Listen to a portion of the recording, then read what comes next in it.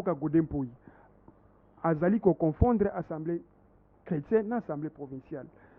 Il a été saisi par le procureur pour faire arrêter l'honorable Mike Mkebaï. Ce que lui devait faire, c'était quoi? Ayoki, côté A, il fallait Ayoka côté B. Je peux aussi demander au président. Pour avoir fait quoi au président? Dis-moi. Je suis devant ton micro. L'honorable Mike Mkebaï, qu'est-ce qu'il avait fait au président de l'Assemblée provinciale actuelle, Godempoy? Il avait fait quoi? Non!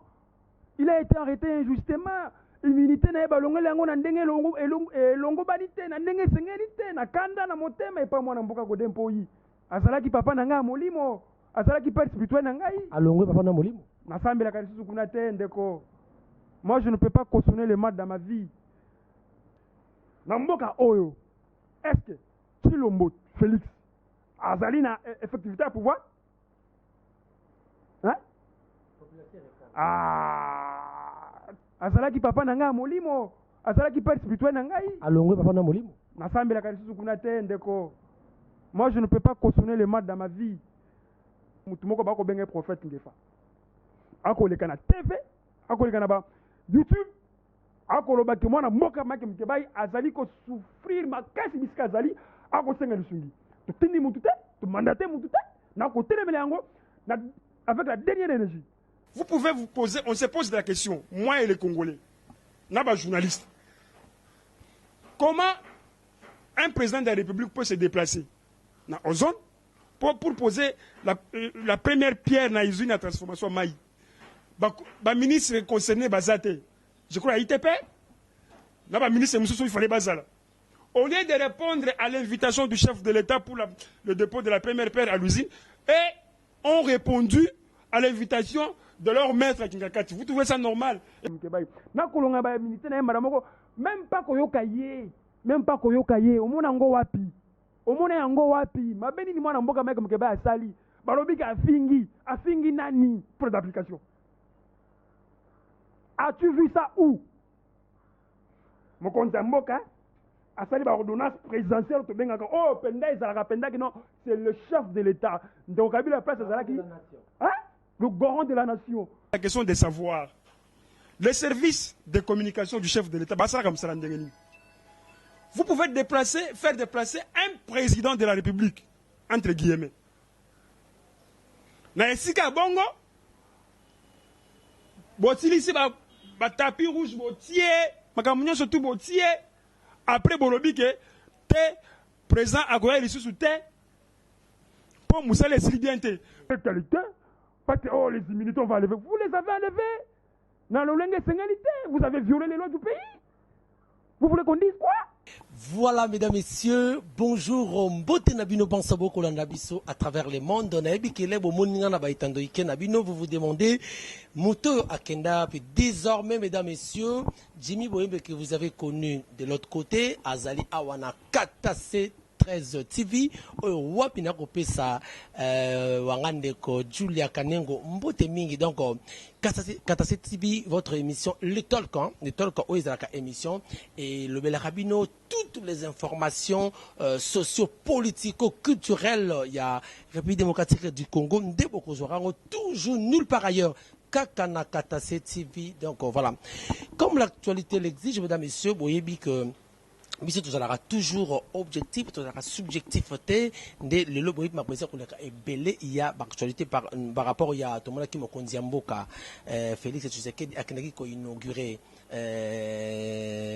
saute mouton oh il y a pompage tout bien au rendez-vous manqué tout le monde qui n'a qu'à ça la première pose ya pierre ya traitement ya mai et to moni pendenge makambezo leka mona mboka mai ki Mkebaï pe o lelo kokokisa 100 jours na jour mort c'est-à-dire à cause de 100 jours plus le kokosi 101 jours depuis le 16 septembre jusqu'au jour d'aujourd'hui mon mboka mai ki Mkebaï azo purger kaka injustement na kati ya prison et wana piso to kenera toujours na source to koyamba moko ya balobeli ya mon mboka Mike Mkebaï oyo boyebi na kombo ya Jimmy Carter. Bonjour mon mboka Jimmy. Mon mboka na bien ko ndoi nanga koyepe kombo na Jimmy ya wali nga mingi ngapena nyaka mingi. D'abord bonne santé. Non, santé moi malamu toko bundana ndenge ngolo wako bikisa biso. Santé zali malamu, santé pe mwana mboka Mike Mukeba yali malamu. Santé pe mwana mboka o nasala kanaye mais vous yali malamu. To moral ezaka likolo, mais moral toujours. Au sait quoi? Mais moral toujours. Toza wana pona kobunda pona changement mboka, tokolemba te po bako kanga biso, bako lembisa biso. Kokangabiso na kokangabiso voulais-je dire et kokangabiso biso te. D'accord, merci beaucoup. Na kamondongo lobi que santé zali bien ou tangi kombo ya mwana mboka Mike Mukeba, mais nous tout nanano où en sommes-nous avec dossier Mike Mukeba, tu vas renvoyer le 5 le 2 et comme tout ça non wapi pona dossier mwana mboka Mike Mukeba. Merci pour na mutuya o motuna o tuningai dossier mwana mboka Mukeba e ko tambula. Pas de torture.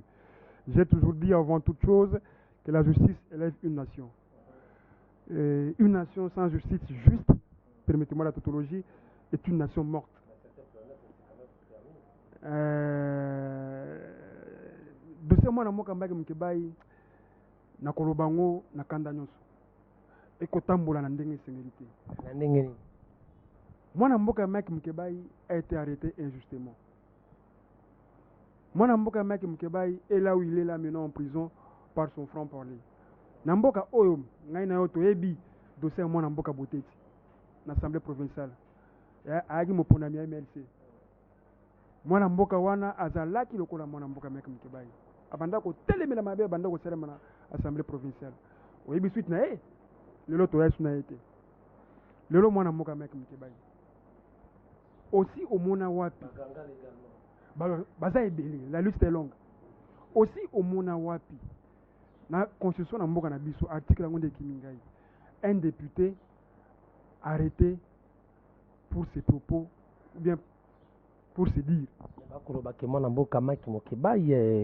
Trop le quoi na le falancer biloba loba mingi nde sali que akende ba kangaye c'est ça na seki mingi na eloko lobi wana mais na kolinga oloba ngote biloba loba par rapport à quoi. Mais je t'informe, tu es à côté de celui qui est avec lui à tout moment, à chaque fois. Eloko eko tinda bana mboka koloba ke mwana mboka Mike Mukeba aza biloba loba mingi eza yango te. Mwana mboka aza victime ya franc parler na ye. Ba kolinga ko supporter ye pour na polele na ye. Il a été arrêté arbitrairement. Non respect à Mibeko. Tu t'imagines, tu as déjà vu où dans ces pays? Yo au fundingai.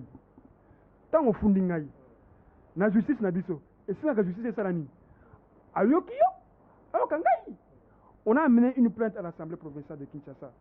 Et pas moi mboka Godempo ako dirigé, actuel président de l'Assemblée provinciale. Ben une plainte ko funda moi mboka Mike Mukeba que non. Et seigneur to kangaye. To sambisa ye. O pazali ancien pasteur na yo. Azaï ancien pasteur na ngai na sepeli mingi na mutuno tuningai. Awa nde na kotia o babengaka na français, je vais souligner avec un stylo rouge. L'Assemblée provinciale de Kinshasa est différente de l'Assemblée chrétienne. Bisika epai na bandai ko sambela. Epai ya mwana mboka Godempo. Le pays qui est la RDC, oh ngai na yo tozali ko vivre. Elin kolobani. Mwana mboka Godempo. Azali ko confondre assemblée chrétienne et assemblée provinciale. Il a été saisi par le procureur pour faire arrêter l'honorable Mike Mukeba. Ce que lui devait faire, c'était quoi? Ayoki, côté A, il fallait ayoka côté B. Abenga mwana mboka Mike Mukeba, ayoka ye. Awa, baye kotike leo plainte. Olobi boni. Makambo o bafundeli yo awa. Elinko loba nini. Osali yango, to osali yango te. Il semblait qu'il a été consulté. Non. Il a été arrêté injustement. Immunité na balongo lango na ndenge longo banite na ndenge sengelite na kanda na motema epa mwana mboka Godempo yi. Na komi tuna tilelo pona nini démarche wana salama ki bango. Azalaki papa na nga molimo. asala qui père spirituel na ngai alongwe papa na molimo nasambela kalisusu kuna te ndeko. Moi je ne peux pas cautionner le mal dans ma vie. Comment dossier à moi na mboka meke mukebai ekendaki na lombangu moko okozwa idée te. On dirait acharnement, on dirait il y avait de l'acharnement dans kati ya mwa na mboka meke mukebai. Na kolonga ba militaire na yamba moko même pas koyoka ye, omona ngo wapi? Omona yango wapi? Mabeni ni mwana mboka meke mukebai asali. Balobi ka afingi nani? Balobi que ndenga za wana mangaki assemblée respect nani? Afingi ba chef coutumier ba nani? Dossier na ye ngai na yo ndena ko yebisa bana mboka awa. Bana ki nango déjà que lokola mwana mboka meke mukebai ndenga za wana. Il gêne par son front parler, il faut l'écarter. Balongole ba militaire na ndenge ndenge bango ba sepela ki balongola yango et sili ba kangi oso mona wapi. On a répondu à une invitation comme il nous a été demandé. 2 heures après. Après, le même jour, le monsieur a été arrêté. As-tu déjà vu ça où? Tu as répondu à l'invitation. Comme on a parqué, heureusement, cortège, il y a jeep à la police. Plus de 7. Escorté moi dans Mboka Bakenaye. Et lingi kolobake bakana ça a été préparé bakana ke bandaka la bamemie ake prison makala lelo 100 plus un jour azali kuna ako bunda kaka balobaki ke lokola manke ba to assemblée provinciale respect o ngana o to ebité ba video ya mankama respect wana ezate balobi lokola sali bongo asenga pardon alors pardon ni ngana ko senga na likamo ngana yebité na yebi likambo te na ko senga pardon e bandi boni. Alors, bien, à propos, on a tenu qui ceux qui ba chef coutumier ba se sentaki lésés, je leur demande pardon. Je leur demande pardon. Nakatia hémicycle ya assemblée provinciale à Kinshasa, il a demandé pardon si les chefs coutumiers étaient lésés. À ce qui bango pardon sur place. Ça a été fait. Il faut aussi demander au président. Pour avoir fait quoi au président? Dis-moi. Je suis devant ton micro. L'honorable Mike Mkebai, qu'est-ce qu'il avait fait au président de l'Assemblée provinciale actuelle, Godempoy? Il avait fait quoi pour demander pardon? Moi et toi, les savons qu'on demande pardon que quand on a fait le mal. Je t'ai fait du mal, j'ai dit Jimmy, pardonne-moi. Mais il a dit ceci. Si par mes propos, les chefs coutumiers s'étaient sentis lésés, je leur demande pardon sur place. Il avait fait ça. Mais le les aïli kambo o bakanaki bandaka la barobi le la yo linko yo kate zera to l'exao. Au mona wapi un élu du peuple qui doit rendre compte à ses électeurs de tout ce qui se passe à l'Assemblée provinciale. Devant là, on demande à Mike Mkebai que yo makamo nyonso et ça la makawa o mema ngo kana etandoike. Bon, soko lingi toko yebisa aussi ko awa. O nyonso ko leka awa ezala mabe ezala malam. Comme Mango n'a entendu au Monangouat. Vous dites ça à un député, un élu du peuple. Au Monangouat. C'est qui devait rendre compte au peuple. À ses électeurs, au peuple. Vous lui dites que, on ne sait pas les cas, comme Mango n'a entendu et ça l'a caté. À Boyango. Il a pris ses biens abîmés. Oh, manque du respect. Batikali, oh, suspendre pendant une année. À cause, si ma missolona était, au Monangouat, c'est inhumain de priver à quelqu'un son salaire pendant une année. Et c'est là qu'on a la tête. Je déteste cette déclaration-là avec la dernière énergie. De deux, on est en l'Assemblée provinciale. Et d'abord, et là on a quoi ça va n'amboka moi n'amboka mec me keba lobaki emoko. Que ceux qui immunité et zalaki kazaka. Bele na longoli yango kaka na awa na session awa na pesi bino yango. Pourtant on gagne zalaka député té. Na banda ko vivre. Oui, abanda ko vivre bana bako kende classe bako tanga bako lia ako futa ndako ako cha lotiliki na mutuka na ye ako tambula zaki député toko yo ebi to zaka na ba marche to zaka na ba marche to zaka na ba militaire na biso. Je voulais parler de mana mboka mec ba militaire zaka na ba marche to licence soke ye eponi que o sa député natika na kangai et licence wana kangai o mona ngwapi. Comment vous pouvez intimider quelqu'un? Parce que oh, les immunités, on va enlever. Vous les avez enlevés. Dans le langue sénalité, vous avez violé les lois du pays. Vous voulez qu'on dise quoi? Je le dis ceci. Tout ce que vous faites là, le 80 millions d'habitants des Congolais le savent. Yangote et Kozong Service Nassima. Le combat que nous menons, il sera long et populaire. Nous sommes là, nous serons là pour toujours se battre pour de vraies valeurs dans ce pays. Je te dis et je le répète, je dis au nom des mecs qui baillent. Ko kangamana yé et ko zongi sa isi mate. Ko kangamana yé, au contraire, et pesi makanisi, ya ko bunda lisusu makasi. Pour na eke état de droit solo na mboka to vivre yango, to vivre alternance ya solo ya lokota oyo te. Oko kanga mwana mboka. Tozali ko bunda tina suka esika zali. Yo koloba to vivre alternance ya lokota te pendant que d'ici là ba ko fêter 1 an déjà il y a alternance awa o esali ba produit nini. Yo ko boyango. Ndeko Jimmy, qu'on ne se vole pas de face. Moi et toi, nous sommes au Congo. Nous vivons au Congo. Peux-tu me dire, même que ma question est Ezaïa yo ba réponse Zangaï. Namboka Oyo, est-ce que Chilombo Félix Azali na effectivité à pouvoir? Hein? Ah, Tomiko Sakate, où as-tu vu dans un pays normal les ordonnances du chef de l'État souffrent d'application? As-tu vu ça où? Mon compte Mboka, a sali ba ordonnance présidentielle to benga oh penda ezalaka penda que non, c'est le chef de l'État. Donc Kabila place ezalaki hein? Le garant de la nation. Une ordonnance ou des ordonnances qui souffrent d'application. Tozu exemple moi na Mboka Kingu, Gabriel, na Jekamine. Tisiko soki di moi yango. Wati mususu. Donc na Bossani, ordonnance du chef de l'État. Ça prouve que M. Chilombo n'a pas l'effectivité du pouvoir. Vous pouvez dire qu'il n'y a pas d'alternance. La vraie alternance n'existe pas dans ces pays. Félix n'a pas le pouvoir. Parce que vous pouvez vous imaginer quelqu'un qui dit au ministre des Finances que c'est toi qui es à la base de freinage de Sotinto. Comment un ministre des Finances, parce qu'il est du FCC, il doit mettre Félix le bâton dans les roues pour qu'il n'avance pas? Tu trouves ça normal? D'accord. On n'est pas dans ces dossiers-là. Merci beaucoup, mesdames et messieurs. Je vous signale que Awa Toza na Molobelia Mwanamboka Mike Mukebaye Oyo à Kangama depuis le 16 septembre jusqu'au jour d'aujourd'hui. Azo ça déjà 101 jours.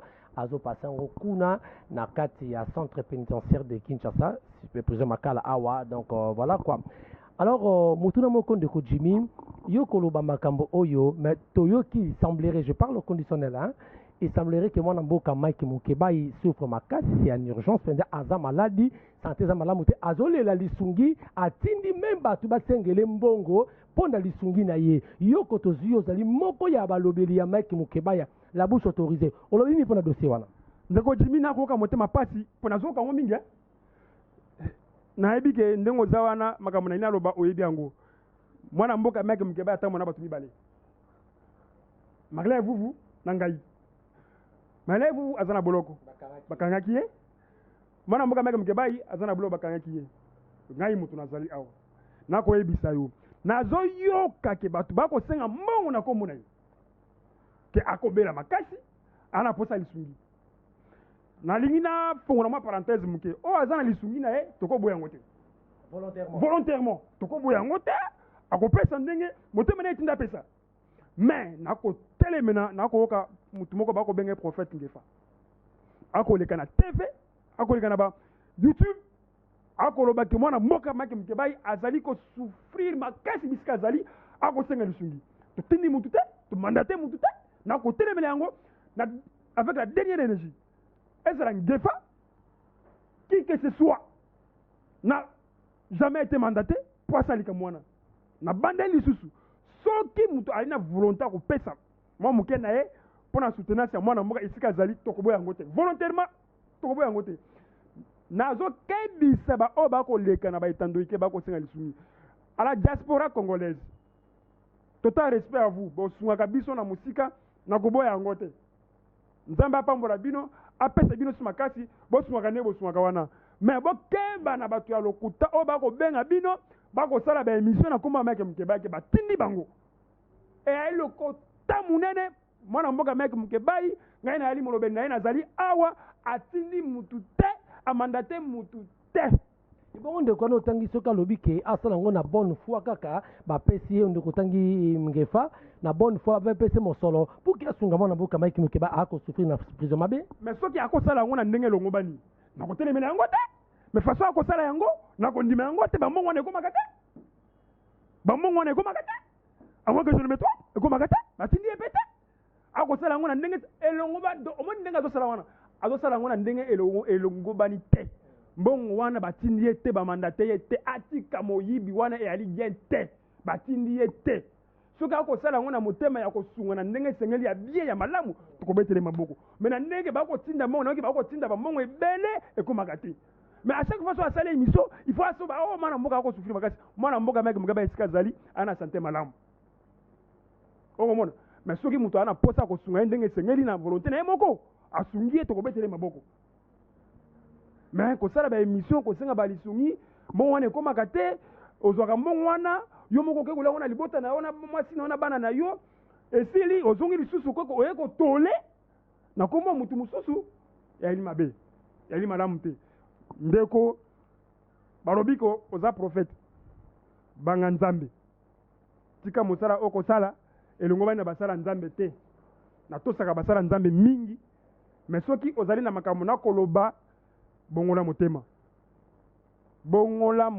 na koloba na yo bongola motema eyali malamu te mutu ana esika ya pasi tika makambo okoloba eyali malamu te eyali malamu mbongo ya na suka te luka mbongo na nzela mosusu ya lokuta te ndeko nakosenga yo na lokuta te misala ezali ebele nakoyoka ke bakoluka mpe bato mosusu kuna na so de mouton ba ouvrier kende kosala ata mosala wana tika mosala lokuta na kombo Mike Mukeba mandaté mutu te ezala Ngefa ezala nani. Voilà, merci. En fait, Naninga te font vraiment parenthèse par rapport il y a président de la République qui a inauguré, fallait qu'il a inauguré saute mouton au il y a pompage, mais dans quelques heures déjà décor qui est planté, Makambutu bâti en place, mais on a vu minute Mouké garde Kei lui qui non président à Koya les sociétés il paraît il y a pas ici bien milité et puis tout le monde qui a inauguré centre il y a traitement et origine zone analyse de ça par rapport il y a acte d'engélé et que ça là motema pasi na lian kolobela makamba Tshilombo Tshisekedi mais na place wana ils aussi ngana loba comment vous pouvez faire déplacer un président de la République pour un truc soit déjà saut de mouton et silité décor planté, mise en place, terminé. Parce que un jour, en gros, si je me rappelle bien, il faudra faire l'inauguration à Biloko Mibale. Ils ont un traitement à maille dans ozone. Et puis, une inauguration à saut de mouton. Décor planté, tout terminé. Après, Batoubaye, au Bazong. Pour Nini, réseau Bapé Sibiso, au saut de mouton et Silidienté. Mais je me pose la question de savoir. Le service de communication du chef de l'État, vous pouvez faire déplacer un président de la République, entre guillemets. Na esika bongo, botili ici tapis rouge botier, makamunyo surtout botier, après bolobi ke te président agoya lisusu te, pour Moussa les Silibiente. Mais constat ya Moussa les Silibiente, pour nini, bosala ki angwa vente avant ye aya boye bo inspecter botali bobi bo na mir oyo botie crépissage te na mir kuna botie oh botie bien te vous le faites avant que le président ne soit sur place so bo sali constat wana esili bo recontrôler lisusu et après ok maintenant on peut faire déplacer le chef de l'État. Vous faites déplacer le chef de l'État na esika oyo bino boyebi ke musale esili bien te boye ko constater yango bato basi ba fandi bagarde basi ba ye etikaka mokonza mboka ya tozo kende wapi sur ce point là na koloba ke batala service à communication malamu po wana eza soni pona Congo na biso. Vous faites déplacer un président de la République pour na esika obino bomoni boyebi ke musale esili bien te. Faites ce constat là avant botali esili Après, vous faites déplacer le chef de l'État. C'est comme ça que ça se fait partout dans le monde. C'est fait sa communication, il me conseille ça. Hein? Côté, il faut que ça aille madame Mouté. Il y a un biloko musu et ça la soni ne pesa ki maja mabe na mboka. Pesa ki maja mabe na mboka. Na longwe wana. Na ke na izuni ya traitement ya ma place à poser qui Pierre. Vous pouvez vous poser, on se pose la question, moi et les Congolais, n'a journaliste. Comment un président de la République peut se déplacer dans la zone pour poser la première pierre dans l'usine de transformation Maï? Le ministre concerné, je crois à ITP, le ministre il fallait Bazala. Au lieu de répondre à l'invitation du chef de l'État pour le dépôt de la première pierre à l'usine, et ont répondu à l'invitation de leur maître à Kingakati. Vous trouvez ça normal? Et quand on va dire que Félix n'a pas l'effectivité du pouvoir, outrage au chef de l'État, au moins même les gens de Ducache le disent. Ça, c'est un sabotage pour un président d'exercice. Ça ne peut pas se faire.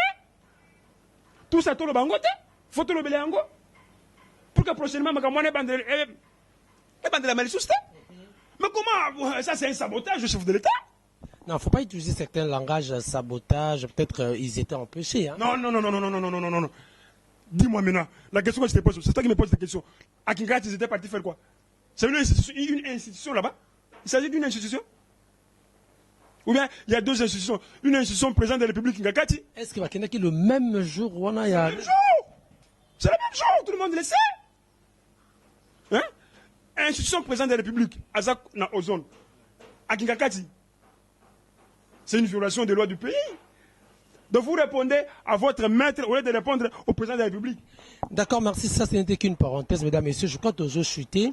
Vraiment, tous chuté. Tous la dossier mingi à Mike Mukebai. C'est un jour, mon amboka, Aza toujours nakati ya prison centrale ya Makala. Oyoa plutôt éviter mais ce que de son évolué à prochain procès Zali, Ningeni, liberté provisoire au Basengela qui est-ce que c'est à qui ou comment? Bon, les Kamba mec Mukeba n'a pas bandé la mec Mukeba souffre de son front parler. Mboka o ezo singa bat o bakuro ba polelete. Et par rapport il y a liberté provisoire na. Baboyi kopé ça ngo. Baboyi. Pona bango, moi je le comprends. Bazoli nga liberté moi na mboka mec Mukeba ité pourtant ko bimali soko tout a bango et ko soit bango bako supporter ngo te. Alors, pour tout a bango te, onyo biso to ko la procédure ya mibeko ya mboka ndenge zali. On a suivi toutes les procédures normales. La justice n'a jamais été de l'autre côté. Je l'ai dit et je le répète. La justice élève une nation. Nous devons tous être sous le drapeau.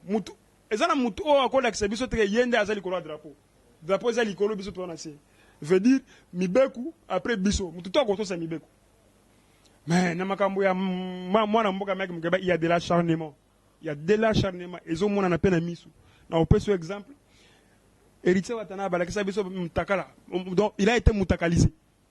Bakangiye, ba me mène à prison. Mutakalisé toute une nation.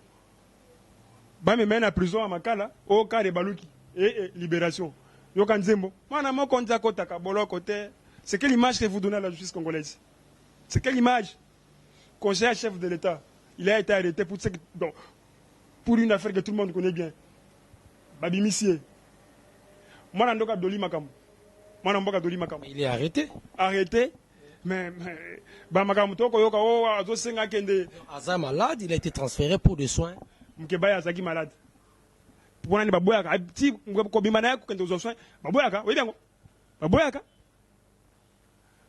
Donc il y a des prisonniers exceptionnels. Privilège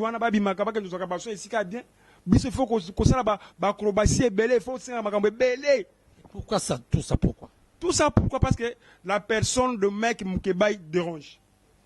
Tout le monde le sait. Il y a chuté, moi Namboka Dolimakambo, Oyo Abomaki Age ya Vijana. O Azanangaliema. Tukombo kwa balinga bimisaye akende ko soin na Canada. Et là on a ko senga na esika ngo ezake avant ya kende Canada, tokende na necropole to kundula Age et bembe Age tozu yango yango epeke ekende pe naniti. Ekende pe Canada soka esekui. Ezongeli biso mobimba awa lokola ngai na tokolo baboye pa bandiko loba après mwana mboka dolima ka makende et ça la gâté. Il est malade, je n'en disconviens pas. Il paraîtrait qu'il est malade. parce que pour ni azui privilège à kende la bangali mwana ba Frank Diongo bazalaka wana po bakende zo baso passe bako boyela bango ba Frank Diongo je koko mulumba yaki ma passe kaka po ba bima ça ba acrobatie belé ndoli makambo zu ba acrobatie belé te pap pap oui Frank Diongo na prison po azo soin passe je koko po azo soin passe mwana mboka meka mkebe po azo soin passe ndoli makambo po azo soin facilité pour nani toko tele mena une justice à double vitesse. Nous tenons surtout à la droit et à la liberté. 2 poids 2 mesures. Oh, à un privilège ou à un privilège. Et ça m'a la mouté. Donc, on télé mélange tina souka. Parce que état de droit, on ne peut faire sur le secret de la libération. Tout le état de droit, Tony. Et ça l'a gâté. Tout le batté. Au lobby, au outrage. Surtout, c'est tout fan de guimia. Et nous avons le moins mouké dans les cambons, dans le bas qui a ce qu'on permet par rapport à la cotisation au bâtiment. C'est un peu large, ouais. Tozo tinda batute mais toko lo baboy soki oyena volonté ya kosunga to pekisa wote non po place wana fona bakisa mo loko mwa muke pona ko yoka prophète ngefa ako singa lisungi soka zo singa lisungi na ndenga bien que non ndeko na biso azakuna il faut moi lisungi mais ko loba ke azo tambola te azo souffrir makasi ayili malamu te osengi okomisi le pe yango kuna to ko betelo maboko te mais ndenga mabete esika azali musala nzambe asala musala ndenge sengeli soki lisungi ye azo yango soki ndenga azoloba na koma maki mkebai eke bandeko apoto ya diaspora basungi bandeko basungi azwi kaka lisungi wana amemi yango esika mwana mboka maki mkebai aza tokobetele maboko. D'accord, merci mesdames et messieurs, je crois bien que comme vraiment nasuka ya émission na biso na mokolo ya lelo oyo toyambaki wa bino mwana mboka Jimmy Carter o azali moko ya balobeli ya Mike Mukebai donc bazalaki mibale ndenge bolandi Merlin Vouvou o azali na prison pe et longo na mwana mboka Mike Mukebai honorable député provincial yende azali banda boyoki balobaka les propos tenus n'engagent que son auteur, c'est lui qui a dit, donc voilà quoi. Alors mo ya sukoko placé par rapport ba tout balandi biso poto lukape kimia na ba nyonso nino kokoloba. Eloko na koloba izaka ke biso nyonso toko bundela Congo. Injustice ezalate. La justice élève une nation. Likambo honorable Mike Mukebai, justice esala musana ngo ndenge sengeli. Ba PCE ba droit na ye ndenge sengeli. Il a été arrêté injustement. Ba zong sena ba droit na ye.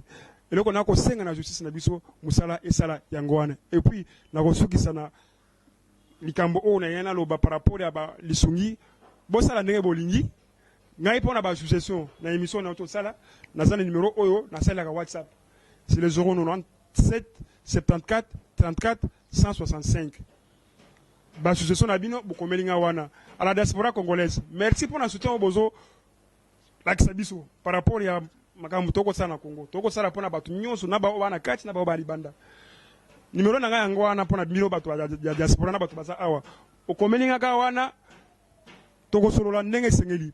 Et puis concernant pe makambo ya moi loko numéro pe Jimmy akocha numéro pe ya Tatiana toyebi batu moko te mi balete mais oyo azana posa mais a contacter ngai na numéro na pesi et osala bien po to so na biso te to biso nyonso ba kongomani obesoki alingi soka benga na émission nga na pesi numéro na yo. Voilà, merci ne loko o pesi que bien bozana posa na ngai o bengi ndeko Jimmy ye akobenga ngai et puis to kosola ndenge sengeli lokola bana mboka kanda te likunya te biso tout olingani mingi to simana main dans la main na ba obalingi ngai na ba obalingi ngai te to simbani ngana lingi bino mingi ata so bolingai te na lingi bino mingi oya Monique na émission oyo maloba onyo sunga na lobi awa e vexeye alimbisa ngai na bolingo Congo nde to kotunga mboka